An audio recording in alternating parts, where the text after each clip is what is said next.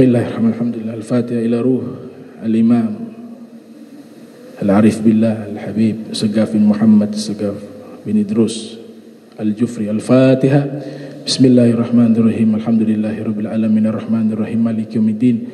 Iyyaka na'budu wa iyyaka nasta'in ihdinas siratal mustaqim siratal ladzina an'amta 'alaihim ghairil maghdubi 'alaihim waladdallin. Amin.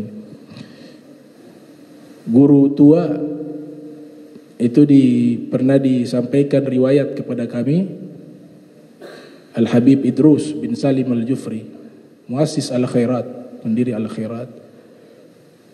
Itu pernah dalam satu waktu pergi melaksanakan ibadah haji. Beliau pergi melaksanakan ibadah haji. Nah, sebelum beliau laksanakan ibadah haji, beliau bertamu ke rumahnya As-Sayyid Alwi ibn Abbas Al-Maliki. Sayyid Alwi bin Abbas Al-Maliki. Sayyid Alwi ini ayah daripada Abu Ya Al-Habib Muhammad bin Alwi bin Abbas Al-Maliki, seorang muhaddis. Para ulama mengatakan As-Sayyid Muhammad bin Alwi Al-Maliki ini ulama yang sempurna. Ulama yang sempurna. Ada 3 kesempurnaan yang dimiliki oleh Sayyid Muhammad bin Alwi Al-Maliki yang mungkin tidak dimiliki oleh ulama lain.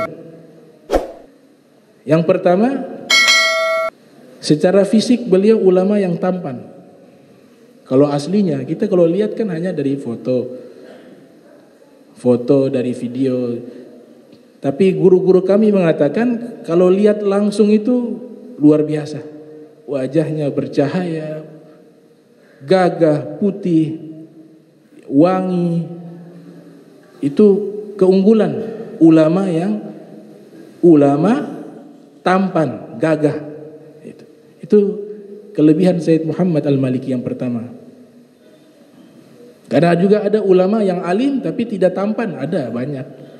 Tapi ini tampan, gagah. Dari muda, dari kecilnya gagah, dari mudanya gagah sampai tuanya juga gagah. Dan sangat bersih. Kami punya guru Al-Habib Abbas Al-Haddad mengatakan santri-santrinya beliau, ini kan beliau kasih gratis, gak ada yang bayar, gratis. Belajar gratis, makannya gratis, bahkan kitab-kitabnya dikasih gratis, bahkan uang pulangnya dikasih. Itu sekolah di Sayyid Muhammad bin Alwi Al-Maliki. Nah, mereka mengatakan ada beberapa santri yang ingin belajar kepada Sayyid Muhammad bin Alwi Al-Maliki, itu tidak langsung diterima.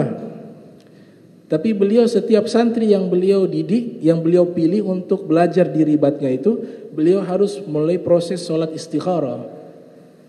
Kemudian kalau sudah ada isyarat dari sholat istikharah, atau dalam mimpi Rasulullah SAW sudah mengizinkan untuk santri tersebut diterima, baru beliau terima. Makanya ada di antara beberapa santri yang mereka sudah mendaftar mau masuk, tapi menunggu untuk diterima itu bertahun-tahun. Banyak. 2 tahun, 3 tahun belum masuk-masuk. Tanya Abu Ya, belum dapat izin. Harus ada izin dari Nabi lewat mimpi baru masuk. Nah, keunggulan beliau yang pertama itu tampan beliau, gagah. Dan beliau rapi. Itu dikatakan kalau ada santri-santri yang baju dalamnya beliau periksa tuh. Kalau ada yang sudah usang, sudah rusak, kasih uang, beli baru. Makanan yang ada di sana makanan enak, daging kambing. Biasanya kalau kita santri, fofoki, tempe, masuk ya gemuk, pulang kurus. Tapi di tempat beliau terbalik. Makanan yang ada enak. Karena beliau tidak mau santri-santrinya itu dilihat di hadapan orang itu dalam keadaan prihatin. Tidak mau. Dia mau menunjukkan bahwa ini loh santri-santri saya, semuanya bergizi, semuanya sehat, semuanya bersih. Itu karena beliau memang orangnya seperti itu. Makanya ketika diundang beliau Saya belajar langsung kepada murid beliau namanya Al-Habib Abbas. Habib Abbas belajar 11 tahun kepada Said Maliki. Dan juga anaknya Said Ahmad. Habib Abbas Al-Haddad sekarang di Pekalongan. Beliau cerita Abuya Said Muhammad bin Ali Al-Maliki kalau diundang ke luar negeri, dimanapun beliau kan diundang di mana-mana termasuk Indonesia. Selalu yang diminta hotel yang terbaik di tempat itu. Gak mau hotel yang kelas 1. Harus hotel yang kelas 5, bintang 5. Satu kali pernah ada yang undang beliau di satu tempat tidak ada hotel. Akhirnya sudah Said Maliki nginap di rumahnya. Rumahnya rumah orang susah. Abuya datang. Waktu datang, ini rumahmu? Iya. Saya nginap di mana? Ditunjukkan kamar ini. Waduh, kata Said Maliki, sudah, terima kasih atas kebaikanmu. Tapi saya nanti cari di kota sebelah sudah. Di sini kan tidak ada hotel. Saya pindah ke kota sebelah, ada hotel yang bagus, di situ saya menginap dengan biaya saya sendiri. Tapi saya terima kasih engkau sudah mengundang saya. Begitu. Ya sekiranya biar tidak tersinggung ucapan beliau. Nah akhirnya beliau cari hotel yang mewah, tinggal di situ. Tidak pernah yang tidak mewah, selalu hotel yang paling mewah. Nah salah satu murid yang ikut menemani beliau untuk menginap,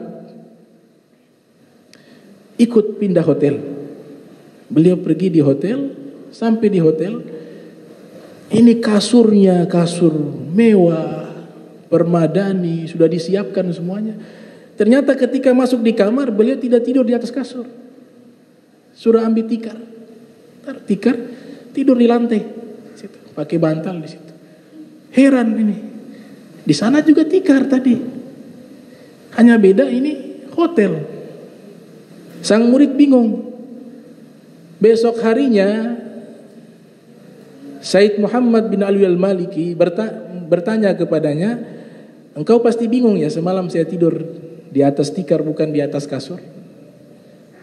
Iya wahai Abuya, kata Abuya, saya sengaja memilih tempat-tempat mewah untuk saya menginap ketika saya berdakwah. Ini saya kan diundang berdakwah untuk menunjukkan kemuliaan hadis Nabi Muhammad SAW. Ini yang saya datang ini bukan bawa saya, bukan. Saya datang sebagai ahli hadis, sebagai ulama yang membawa hadis-hadis Nabi Muhammad, dan saya harus memuliakan hadis Nabi Muhammad di tempat yang paling terhormat. Nah ini luar biasa, ta'zim kepada Nabi. Jadi jangan langsung kita cepat memvonis, oh ini memang pilih-pilih tempat mewah, tidak. Ternyata ada niat yang luar biasa. Ada yang terbalik, makanya bisa pilih antara dua tersebut. Seorang ulama India, mufakkir Islam, beliau punya ayah namanya Sayyid Abdul Hayy ibn Fakhruddin Al-Hasani. Kalau jamaah tabligh pasti kenal ini. Ini ulama terbesar di India, Abu Hasan An-Nadwi. Abu Hasan An-Nadwi ini punya ayah namanya As-Sayyid Abdul Hayy. Punya kitab berjudul Al-I'lam biman fi tarikhil khindi minal a'lam, membahas tentang sejarah para ulama yang ada di negeri India. 8 jilid kitab tersebut. Beliau pakar dalam bidang sejarah Islam, bahkan dijuluki Ibnu Khilqan. Ibnu Khilqannya India. Ibnu Khilqan ini seorang tokoh ahli sejarah dunia. Pengarang kitab Wafayatul A'yan wa Anba'u Abna'iz Zaman, Ibnu Khilqan. Beliau punya anak namanya Abu Hasan An-Nadwi. Abu Hasan An-Nadwi hidup tidak jauh dengan masa kita. Video-videonya juga masih banyak. Di YouTube banyak itu video-video ceramah. Sudah meninggal lama, tapi ibaratnya ya berapa puluh tahun yang lalu lah. Masih di zaman kita, masih di abad kita. Beliau ini mufakkir Islam. Ada yang mengatakan beliau hafal kitab-kitab hadis, di antaranya Sahihul Bukhari beliau hafal. Dan beliau bisa beberapa bahasa. Makanya sering diundang di berbagai negara. Kalau diundang ke Oxford pernah. Oxford di Inggris, beliau ceramah menggunakan bahasa Inggris.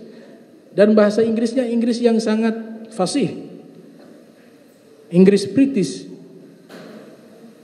Diundang ke Turki, ceramah pakai bahasa Turki.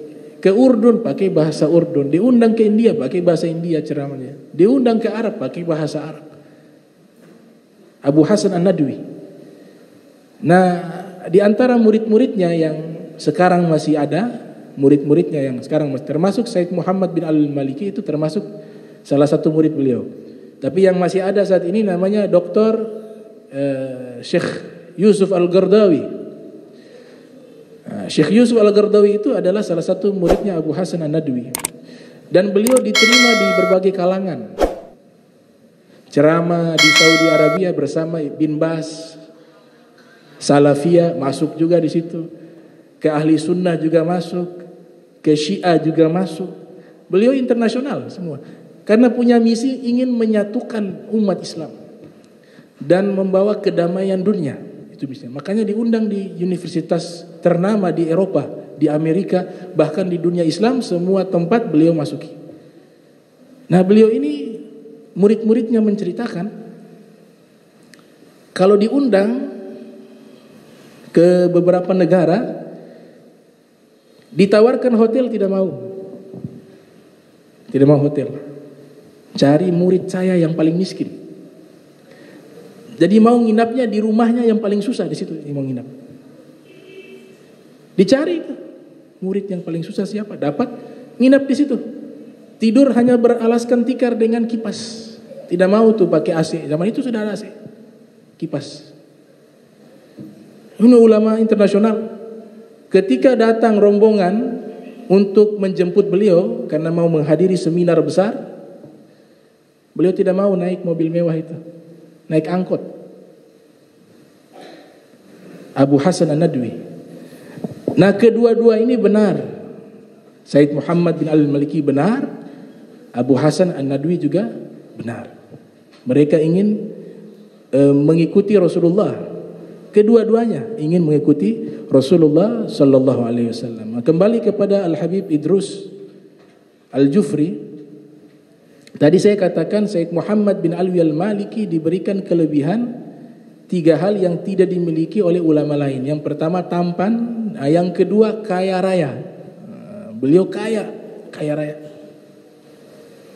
Kaya raya. Punya hotel di Madinah, punya hotel di Makkah, punya tanah di mana-mana, punya percetakan sendiri, banyak.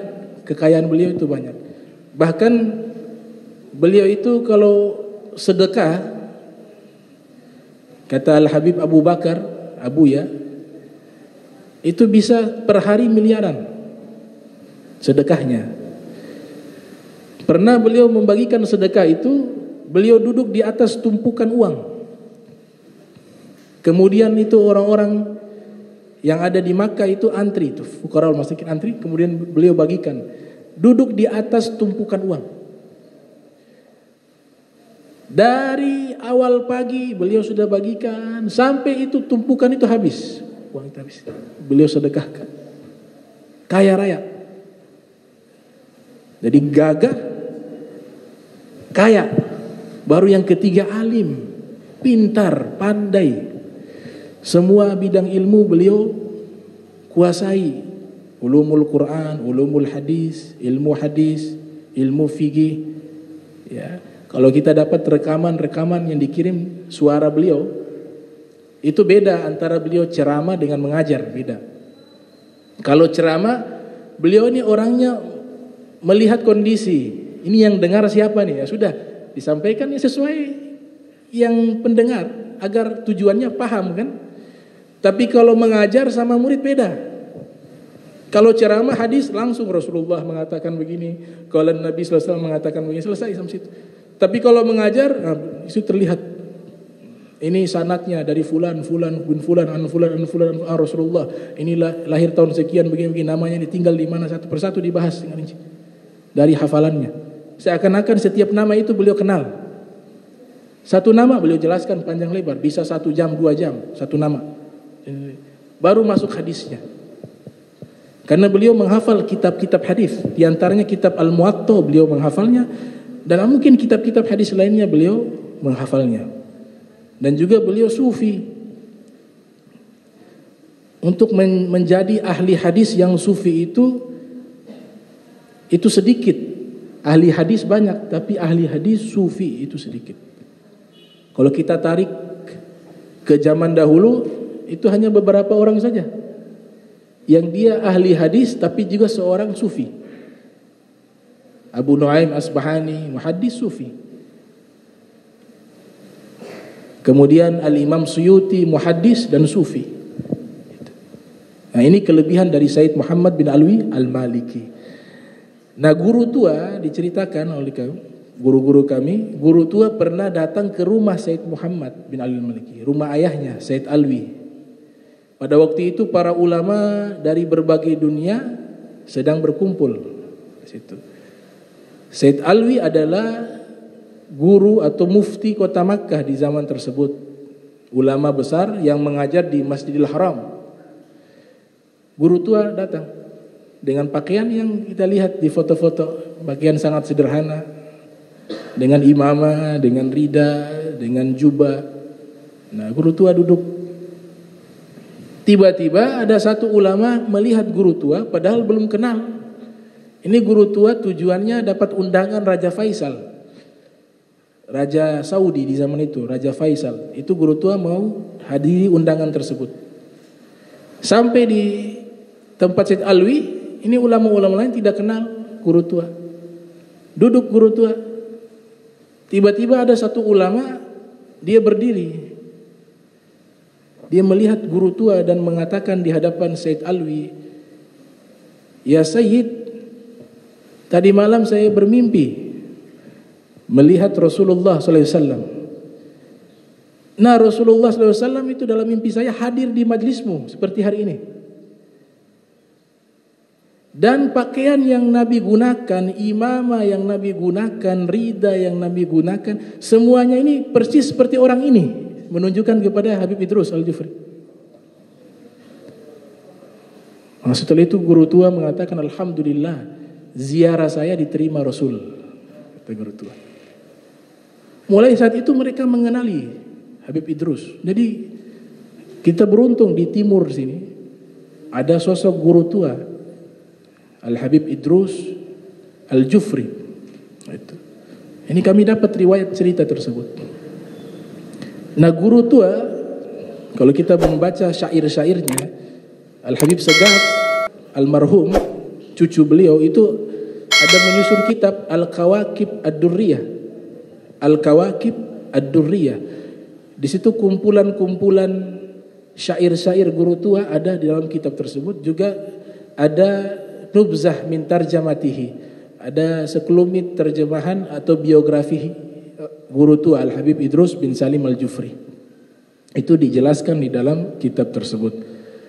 Nah, ternyata ketika kami baca, guru tua ini seorang sastrawan, juga seorang yang ahli di dalam ilmu hadis, pakar di dalam ilmu hadis, pakar di dalam ilmu fikih.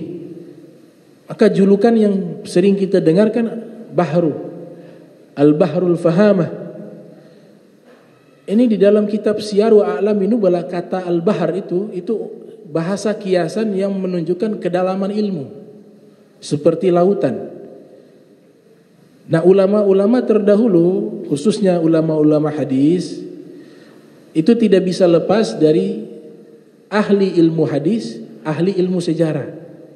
Nah, guru tua juga mendalami dua bidang ilmu ini, hadis, sejarah. Nah, tradisi ulama-ulama hadis terdahulu, jika mereka menguasai ilmu hadis, pasti mereka menguasai ilmu sejarah. Tidak ada ulama-ulama hadis yang bodoh akan sejarah. Ini sangkut pautnya dengan bendera merah putih yang pernah saya ungkapkan, bahwa guru tua yang mengusulkan untuk bendera Indonesia berwarna merah putih, beliau usulkan. Dan syairnya itu beliau ungkapkan, kullu ummatin laha ramzu izzin wa ramzu izzina al-hamra'u wal bayda. Setiap bangsa memiliki simbol kebesaran, dan simbol kebesaran kami merah dan putih. Itu ungkapan guru tua. Tapi sebelumnya ada surat yang beliau kirim kepada pendiri Nahdlatul Ulama Kiai Haji Hasyim Asy'ari untuk disampaikan kepada Insinyur Soekarno, dan diterima usulan tersebut, dijadikan bendera merah putih sebagai bendera pusaka Republik Indonesia. Nah, saya katakan guru tua paham hadis, sangat paham, bukan paham saja, sangat paham. Kenapa? Karena memang ada hadis yang sahih riwayat Imam Muslim itu menyatakan Rasul sallallahu alaihi wasallam bersabda, ini kalimat luar biasa. Beliau mengatakan, innallaha zawalil ardha fara'aitu masyariqaha wa magharibaha. Sesungguhnya Allah dekatkan bumi di hadapanku sehingga aku bisa melihat bagian timur bumi dan bagian barat bumi. Wa inna ummati sayablughu mulkuha ila ma zuyali minha. Dan nanti umatku kerajaannya akan sampai ke ujung timur dan ujung barat. Di zaman itu belum ada kerajaan. Kata kerajaan itu di zaman Nabi belum ada, makanya istilah setelahnya khusus untuk Rasulullah itu istilahnya khalifah. Di dalam agama Islam tidak dikenal kerajaan. Awalnya kenalnya apa? Khilafah. Kerajaan ada di Persia, ada di Romawi, Kaisar, Kisra. Dan Nabi sudah ungkapkan kerajaan umatku akan sampai di bagian timur dan bagian barat. Kemudian ditutup kalimat wa utitul kanzain al-ahmar wal abyad, dan aku diberikan pusaka merah dan putih, kata Nabi. Aku diberikan 2 pusaka merah dan putih. Imam Nawawi mengatakan merah putih adalah Romawi dan Persia. Ada yang mengatakan az-zahab wal fiddah. Tapi ulama kontemporer di Azhar Syarif mereka mengatakan bahwa merah putih di sini adalah isyarat kepada Republik Indonesia.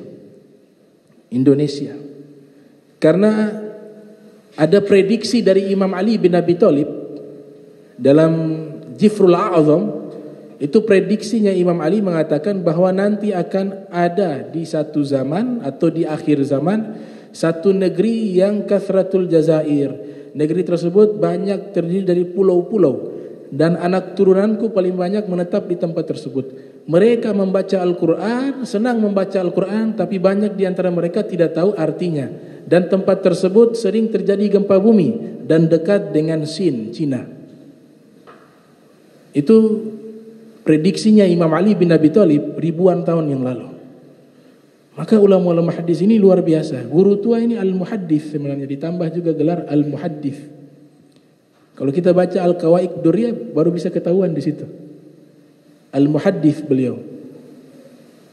Nah, ulama-ulama ahli hadis saya katakan pasti dia pakar sejarah, karena mereka harus mendalami satu bidang ilmu namanya ilmu tarikh ruwat.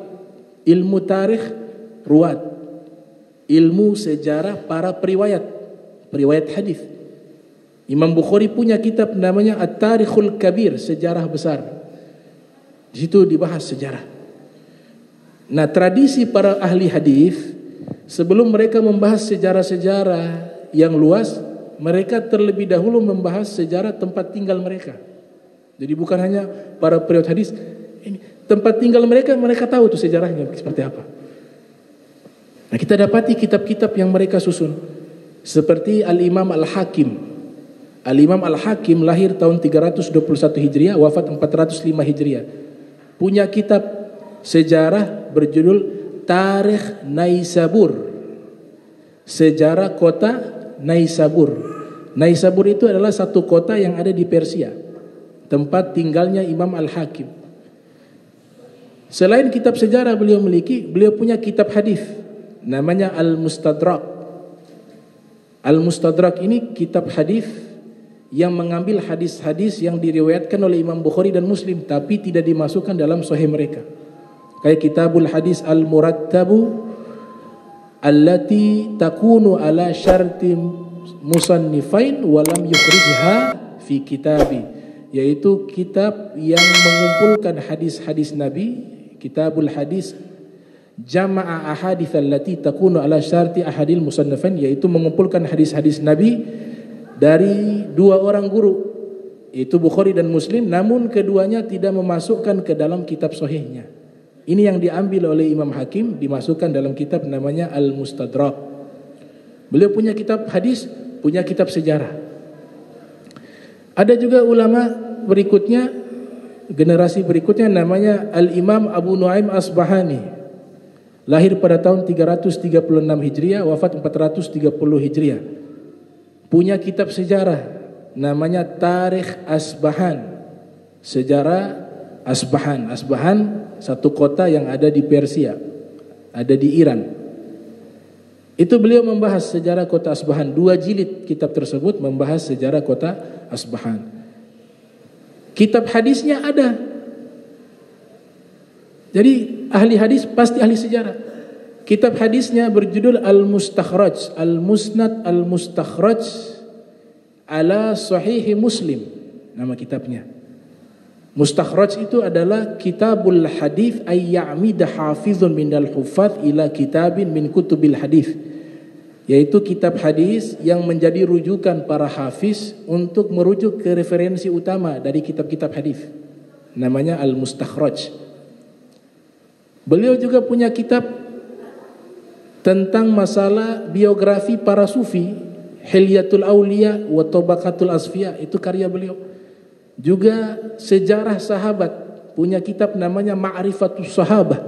Bahkan punya kitab membahas tentang kedokteran Nabi, berjudul At-Tib An-Nabawi, dan juga tentang mukjizat Rasulullah, Dalailun Nubuwah, itu karyanya Al-Imam Asbahani. Kemudian ada muridnya namanya Al-Imam Khatib Al-Baghdadi, lahir pada tahun 392 Hijriah, wafat pada tahun 463 Hijriah. Punya kitab 24 jilid. 24 jilid. Sejarah kota Baghdad, Tarikhu Baghdad. Kitab hadis, bahkan jadi kitab hadis rujukan utama beliau, Mustalul Hadis, berjudul Al-Kafi fi Ilmil Hadis. Dan juga kitab tentang membahas keutamaan ahli hadis, Syarafu Ashabil Hadis. Punya kitab sejarah, punya kitab hadis. Generasi berikutnya ada ulama bernama Ibnu Asakir. Ibnu Asakir, beliau lahir pada tahun 499 Hijriah, wafat 571 Hijriah. Punya kitab 39 jilid. Judulnya Tarikh Dimashq, sejarah kota Damaskus. Punya kitab hadis juga. Beliau Al-Hafiz, berjudul Al-Arba'in Al-Buldaniyah. Bahkan beliau ini tokoh Asy'ariyah. Beliau membela akidah Asy'ari. Punya kitab berjudul Tabyinul Kizbil Muftari fi ma nusiba ila al-Imam Abi Hasan Al-Asy'ari. Di situ beliau membela Al-Imam Abu Hasan Al-Asy'ari. Ulama berikutnya, sejarah kota Zabid. Zabid satu kota yang pernah mendapatkan doa dari Nabi secara khusus. Kota Zabid ada di Yaman. Nabi pernah mendoakan ketika ada delegasi asalnya dari Zabid. Di situ juga ada Abu Musa Al-Asy'ari. Kemudian Nabi bertanya, kalian dari mana? Mereka mengatakan, kami dari Zabid ya Rasulullah. Mereka semua menyatakan keislaman di hadapan Rasulullah. Kemudian Nabi berdoa, Barakallah fi Zabid, semoga Allah berikan keberkahan di kota Zabid. Ini doa Nabi terwujud. Banyak ulama-ulama lahir dari kota Zabid. Nah, ulama yang membahas sejarah kota Zabid secara keseluruhan, yang menyusun Maulid Ad-Dibai, itu seorang ahli hadis, ahli sejarah, Syekh Abdurrahman bin Ali Ad-Daibai Az-Zabidi. Lahir tahun 899 Hijriah, meninggal 944 Hijriah. 866 Hijriah, meninggal 944 Hijriah. Kitab yang membahas tentang sejarah kota Zabid, beliau berikan judul Bughyatul Mustafid fi Tarikh Madinati Zabid. Nah ini sejarah kota-kota mereka kuasai seluruhnya. Kemudian pembahasan tentang kota Halab. Ada kota kuno di Suriah, di Syam, namanya Halab. Ulama hadis bernama Ibnu Nadim mengarang kitab berjudul Bughyatut Talab fi Tarikh Madinatil Halab, membahas tentang sejarah kota Halab.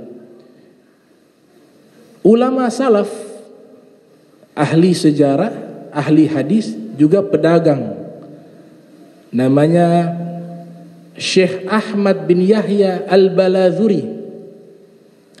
Al-Imam Az-Zahabi dalam Siyar mengatakan Al-Balazuri itu profesinya, Balazuri itu pedagang jamu mente.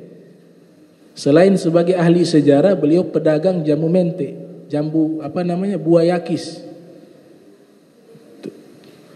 Lahir tahun 190 Hijriah, meninggal pada tahun 276 Hijriah. Punya kitab namanya Futuhul Buldan, membahas peta-peta wilayah kekuasaan umat Islam.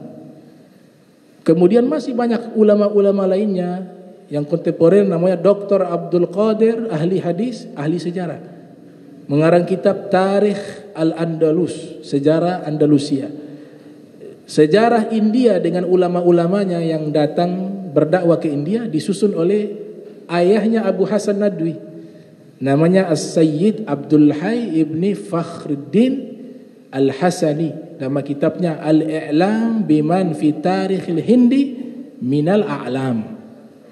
Dan masih banyak ulama-ulama mereka menyusun kitab-kitab sejarah. Jadi guru tua ini kurang lebih begitu. Hadis, sejarah beliau juga kuasai. Makanya saya pernah katakan julukan guru tua itu kan julukan seperti Ibnu Arabi, Syekhul Akbar wa Kibritul Ahmar, guru yang besar, guru yang sangat besar, Ibnu Arabi. Nah, di Ternate juga ada ulama-ulama lainnya yang populer, yang alim, seperti Mufti Kesultanan Ternate tempo dulu, Al-Habib Muhammad ibn Abdurrahman Al-Bar. Itu sanadnya sampai kepada pengarang kitab Baikuniyah, itu Syekh As-Sayyid Abdurrahman Al-Ahdal, pengarang kitab Baikuniyah. Abahnya Habib Muhammad, yaitu Habib Abdurrahman, itu gurunya lagi ketemu, pengarang kitab Nazmum Baikuniyah tentang ilmu mustalahul hadis. Bahkan As-Sayyid Muhammad bin Alwi Al-Maliki punya kitab kumpulan hadis-hadis musalsal, mata rantai hadis. Itu namanya Habib Muhammad tercantum dalam kitab tersebut. Habib Muhammadnya di Ternate, Sayyid Malikinya di Makkah. Namanya tertulis, kitabnya ada sama saya. Musalsalatul Musafahah, hadis mata rantai berjabat tangan. Jadi berjabat tangan terus sampai ke Nabi sambungannya. Sayyid Muhammad bin Ali Al-Maliki mendapatkan hadis musalsal Musafahah itu dari Al-Habib Salim bin Jindan. Habib Salim bin Jindan waktu berangkat ke Makkah bertemu di Masjidil Haram. Tanggalnya ditulis oleh Sayyid Maliki, bulannya ditulis oleh Sayyid Maliki, waktunya ditulis oleh Maliki, harinya ditulis, tempatnya ditulis. Nah ini ahli hadis, ciri-cirinya ahli sejarah. Semuanya ditulis, terdata. Kemudian nama periwayatnya ditulis seluruhnya sampai kepada Nabi Muhammad. Sayyid Maliki dapat dari Habib Salim Jindan. Habib Salim Jindan mendapatkan musalsalatul musafahah dari Habib Muhammad bin Abdurrahman Al-Bar ketika di Surabaya. Habib Muhammad mendapatkan dari abahnya Al-Habib Abdurrahman Al-Bar, dapat lagi dari gurunya sampai kepada Sayyid Abdurrahman Al-Ahdal. Sayyid Abdurrahman Al-Ahdal dapat dari gurunya sampai kepada Al-Habib Abdullah bin Alwi Al-Haddad. Terus ke atas sampai kepada Hasan Al-Basri. Hasan Basri bersalaman dengan Imam Ali bin Abi Thalib. Imam Ali bersalaman dengan Nabi Muhammad. Kemudian Nabi Muhammad mengatakan, man safahani au safaha man safahani dakhalal jannah. Siapa yang bersalaman denganku dan bersalaman dengan orang yang bersalaman denganku, mereka itu masuk surga, kata Nabi Muhammad SAW. Nah, itu musalsalatul musafa. Jadi ilmu hadis luar biasa, indah itu. Punya mata rantai, data-datanya valid, jelas. Ya, mudah-mudahan kita dijadikan, kalau kita sudah terlambat ya kali ya, anak turunan kita ada. Ya, anak turunan kita mungkin ada yang jadi ahli hadis, yang benar-benar ahli hadis, sehingga bisa membawa cahaya di negeri Ternate ini dengan cahaya Nabi Muhammad sallallahu alaihi wasallam. Allahumma jam'ana hadza jam'a marhuma wa tafarraqna min ba'di tafarraqa ma'zuma wa la tajal minna wa la minna syaqiya wa mahruma.